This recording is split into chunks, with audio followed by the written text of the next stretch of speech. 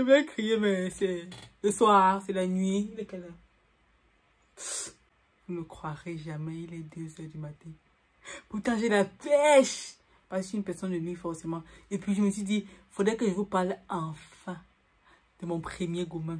C'est vrai que le titre ici, là, ça va faire genre, ah, la fille, c'est la gourmand. Qui? Elle?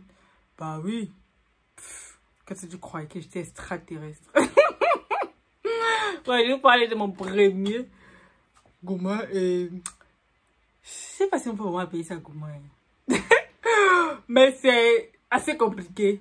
C'est la raison pour laquelle vous devez prendre vos popcorn, votre, je sais pas si votre eau, votre soda, ou votre truc à boire, quelque chose. Parce que je vais vous dire tout. Vous savez, je suis pas une personne qui aime raconter sa vie. Sa vie, déjà, des trucs un peu trop personnels. Et je crois que ça, c'est en exclusivité parce qu'il n'y a personne qui a eu vraiment cette information de bout en bout comme je m'apprête à vous le faire. Alors, en exclusivité sur la chaîne Poema Mela. Mela va un peu révéler, n'est-ce pas, comment son gourmand s'est passé. Et comment elle a dû surmonter tous ces bouleversements d'émotions. Oh, Jesus, attendez, prends mon nom.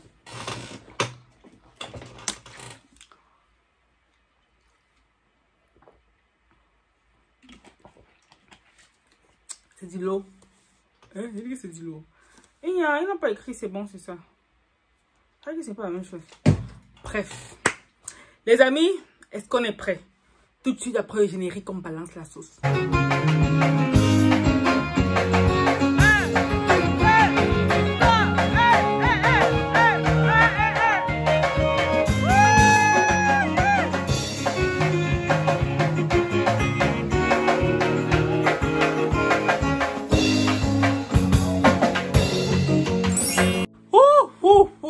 Par où commencer? Par le commencement. Bon, je situe le contexte.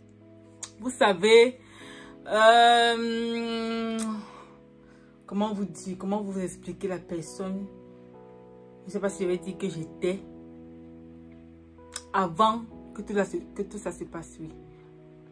Je suis une personne qui, dès sa tendre enfance, je crois que vous avez vu ma vidéo sur les 2 décisions que j'ai prises.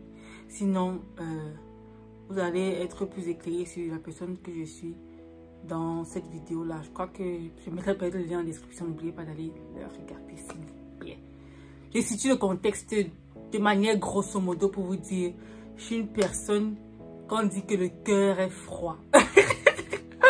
Que le cœur c'est le mur de Berlin. Déjà mon frère imperméable. Tu vas faire comment pour dire que je t'aime et je vais faire genre tu m'aimes. Mais tu m'as bien regardé. L'enfant de qui? Non, c'est pas genre que je méprise les garçons ou bien je... Non, du tout.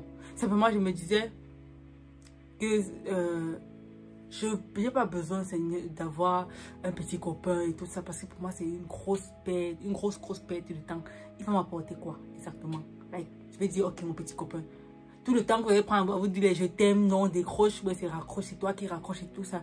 Pendant ce temps, tu pouvais lire des livres pour te cultiver. Tu pourrais monter un projet de 1000, bon, c'est vrai quand même que si c'est comme ça, on m'avait dit que maman, où sont tes millions et puis là. Ah mais je suis pas dans les millions, je suis à l'église, tu vois. Je faisais du bénévolat à l'église, donc du coup, les millions ne m'intéressaient pas à cette époque comme maintenant. Voilà. Donc, tu sais, il y a des personnes là qui vraiment n'étaient pas intéressées du tout par les relations, copinage et tout ça là. Déjà que, bon, c'est vrai que à l'église aussi, je prenais ma foi très au sérieux. Et puis, on nous disait que ce ne sont pas des trucs, n'est-ce pas, que des chrétiens doivent faire. Parce que, normalement, quand on dit petit copain, là, le petit, là, ça cache toujours ça cache des relations sexuelles. Parce qu'il n'y a que différence entre un ami et un petit ami. Le petit, là, c'est supposé être quoi? Vous pouvez juste être des amis. Des amis, et puis il y avait déjà best friend et tout ça, voilà. Donc, soyez juste des amis, point. Donc, moi, c'était déjà, bah, on peut vivre sans petit copain, et puis la vie est belle, donc, merci de m'avoir déchargé, voilà. Donc, du coup, c'est clair que quand tu vois ma tronche, et quand tu vois déjà les personnes que je, en fait, l'énergie que je dégage, je te dis forcément qu'il y avait des personnes attirées par moi, mon goût. Bon, pour les autres personnes là, ce sont pas des personnes, des passants, tout ça, mais comment je faisais avec eux, c'est vrai que comment est-ce que je gérais alors tout, les personnes s'intéressaient à moi. C'était simplement un non, on peut être des amis et tout ça. Bon, là, c'était un non. Du coup, voilà, j'avais mes principes. J'avais vraiment mes principes et j'y tenais. J'y tenais. Vous voyez, j'ai pas eu de petits copains. Oui, j'ai pas eu de petits copains. À bien plus de 25 ans, j'ai pas eu de petits copains. Par choix. On voit bien que c'est par choix, n'est-ce pas? Oui. J'ai osé faire ça maintenant. Bah, mon estime de soi n'est pas à zéro, c'est clair. Oh. Bon les gars, je vous raconte rapidement. Donc à un moment j'ai senti que bah pourquoi pas me mettre en couple, pourquoi pas, parce que là j'avance et puis faudrait que voilà je ressorte toute ma féminité, tout ce qui va avec, parce que je crois que j'ai quand même n'est-ce pas l'âge qui va avec. Déjà j'avais plus de 23 ans, oui, puis je me disais voilà. Et donc un beau jour, il y a ce brillant jeune homme, brillant, brillant, beau, choco, oh là là, qui s'intéresse à moi et bah, m'intéresse à lui aussi. Oui, je l'ai dit. C'est pas la comédie. Oui, et donc, je n'étais pas sûre. Je n'étais pas vraiment sûre de moi, ce qui le concernait. Donc, du coup, je me dis, ce sont des trucs qui prennent du temps. Vous voyez, qui prennent sérieusement du temps de bâtir une relation, construire, savoir si est-ce qu'il peut te faire confiance, est-ce que voilà. Donc, au fur et à mesure, le temps passait et puis, bah, il me faisait comprendre que voilà, vraiment, je suis la réponse à ses prières. Je suis vraiment son... Ah, les frères là, vous pavadez, vous parlez. Hey Dieu! C'est ça que donc, quand un garçon commence avec toi, mon gars, comment fuis-toi seulement. Fuis-toi seulement parce que la bouche des garçons là, c'est pas comme ils disent, la bouche des garçons là, gars. Hey! Et je comprends pourquoi c'était une fille restée sur une relation toxique et tout ça. Parce que le gars va te chiffrer, il dit que non bébé, non vraiment, je ne veux plus recommencer. C'est que tu es tout pour moi, ne me laisse pas et tout, ça va comment la fille va fondre. Hey, c'est comme si le remède au cœur de la femme, c'est la bouche de l'homme, les paroles. Et je crois que les femmes généralement sont vraiment très sensibles. Déjà, bon, les choses ça touche le cœur. Ça qu'un gars qui n'a rien, qui est fouché, peut te promettre la lune et tout ça. Et qu'il y a des gars peuvent vous promettre la lune, les étoiles, le soleil. Jesus. Un gars. J'ai fait une parenthèse avec ce truc. Je sais pas où je l'avais entendu. Comment est-ce qu'un gars a son passeport pour te dire que tu es la plus belle fille du monde? Il est déjà parti où?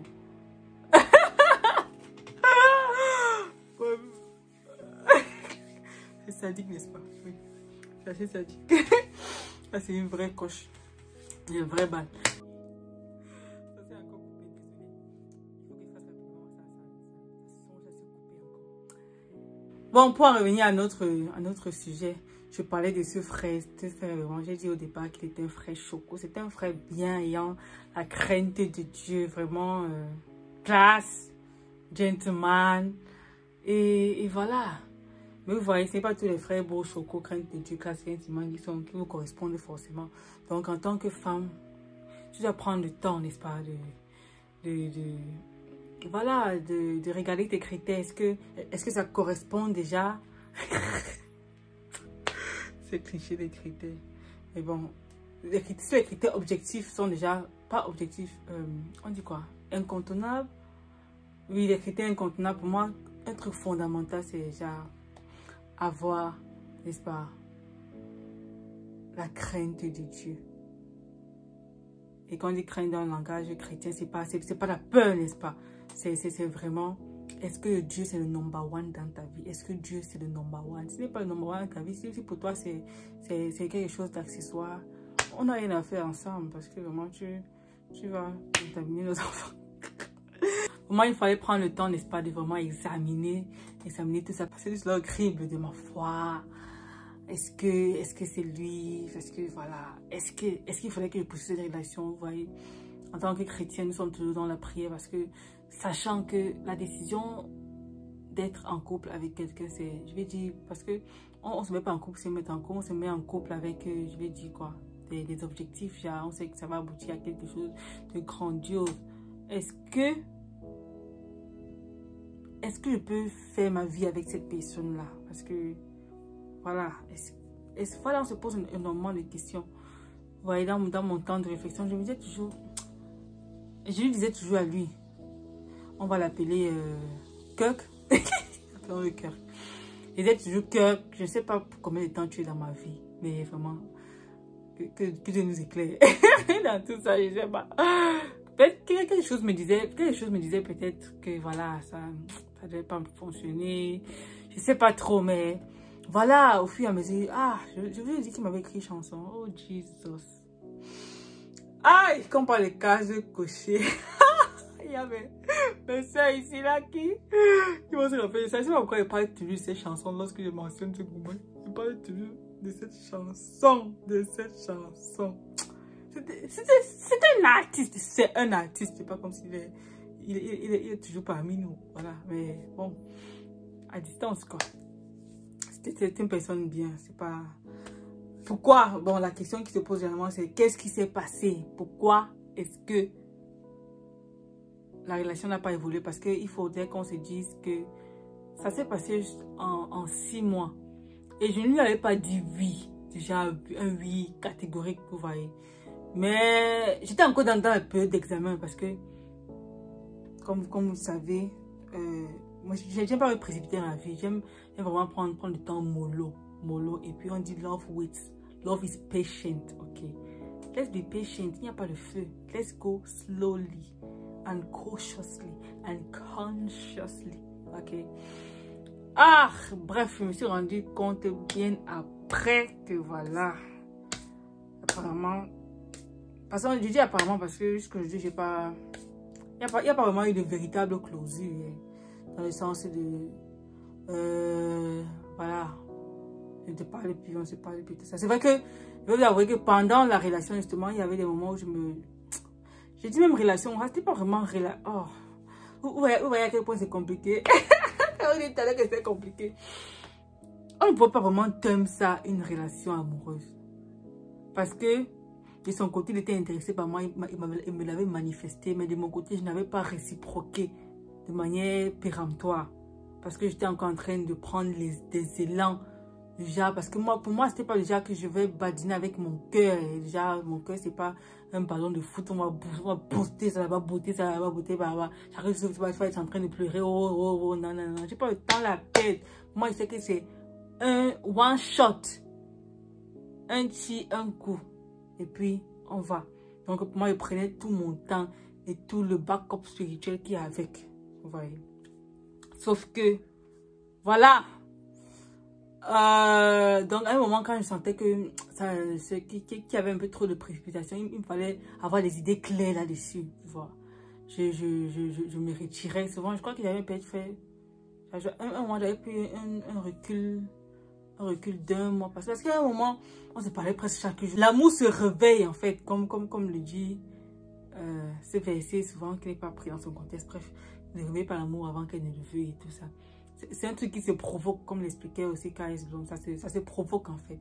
Donc, je disais, il faudrait vraiment que j'ai toute ma tête.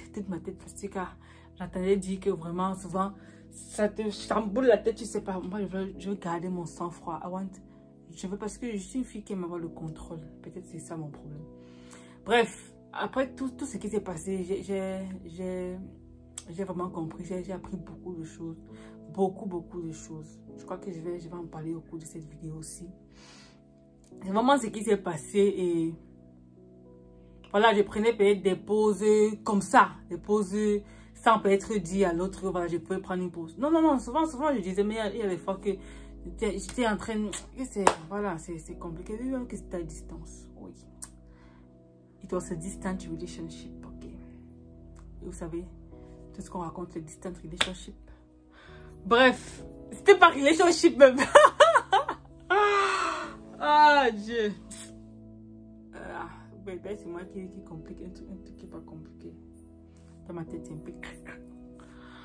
Bon, je vais vous faire la version courte déjà. Il faut que je raccourcisse. Voilà. Un jour, donc, dans ma galerie, je vois une photo d'une demande en mariage. Et puis, je me rends compte que c'est lui qui demande une autre fille en mariage. Et c'est là que j'ai compris que voilà, il s'est foutu de ma gueule, quoi. Et puis, c'était bon. Voilà comment ça s'est terminé. Voilà comment ça s'est terminé. Moi, j'étais encore dans l'examen de la situation. Et pourtant, en fait, jusqu'au je ne comprends pas. Est-ce que c'est qui gérait les deux dossiers à la fois? Parce que vraiment, ça m'avait l'air d'un gars vraiment tout à fait sérieux, tout à fait cohérent. Je ne sais exactement pas ce qui s'est passé. C'est vrai que avant que tout cela se passe, il me disait voilà, on peut simplement continuer peut-être à être des amis et tout ça, causer de temps en temps. Maintenant que je vous raconte ça, c'est vrai que c'est assez curieux quand même. Peut-être que c'était l'introduction. Vous voyez, j'ai pas encore de clarification par rapport à ça et je sais pas si ça m'intéresse de la voir. Je crois que la page devrait être tournée déjà. Et si je vous dis que ça m'a pas touché, déjà je me disais que il fait ce qu'il veut en fait, c'est sa vie. C'est que c'est faux. Parce que je me rends compte, je me rappelle que ça m'avait vraiment touché dans le sens où ça veut dire que j'accordais vraiment de l'intérêt à tout ce qui s'est passé, vous voyez. Plus profondément même que je n'osais l'admettre. Ça m'a fait mal, pour vous dire, pour être tout à fait honnête avec vous, ça m'a vraiment fait mal. Et bon, je suis entrée dans une période de questionnement, de questionnement. Vous savez comment les communs font. Ça, on ne peut pas appeler ça ici. Et Dieu merci, j'ai toujours eu ce truc de pouvoir regarder le bon côté des choses. Et pouvoir toujours me dire, voilà, dans chaque épreuve, il y a une bénédiction, il y a un cadeau. Et c'est ça que j'étais focalisée. J'ai cherché le cadeau. Chercher, prendre ma douleur, prendre mon cœur, le nettoyer, le rincer, le laver et tout ça.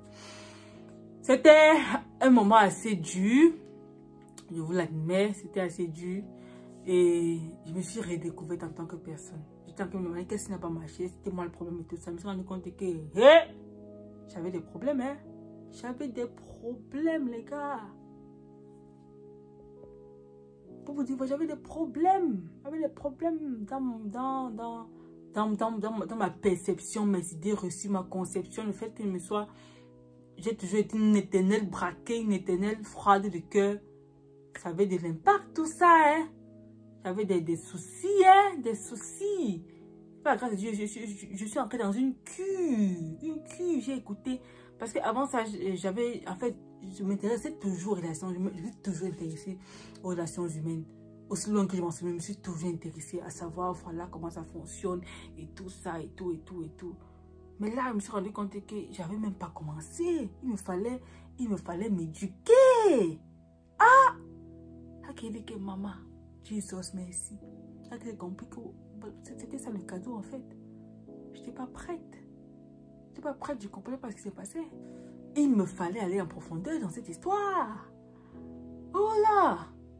Non! Comme un de mes mentors en psy conseil de mariage, je disais souvent que avant de te marier, assure-toi que tu as lu au moins 15 livres sur le sujet.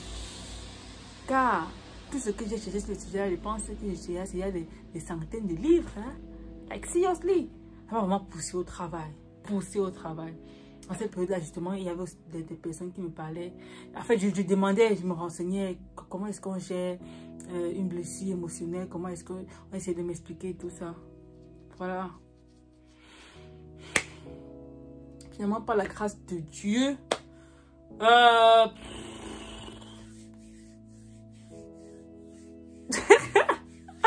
vous attendez qu'elle dise quoi? Vous attendez qu'elle dise quoi? Après, par la grâce de Dieu, une chrétienne peut dire quoi? Ça, c'est un témoignage généralement que les filles font avec une alliance islam pour dire que par la grâce de Dieu, j'ai pu trouver, en fait, Dieu a mis sur mon chemin le meilleur des meilleurs, le Holy Jesus, mon chêne majestueux.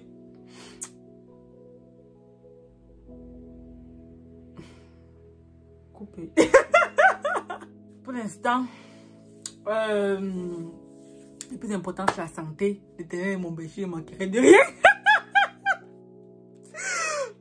Les amis, n'oubliez pas de vous abonner, de subscribe, de... Voilà. Partager la vidéo. On se retrouve ensemble pour une prochaine vidéo. Bye.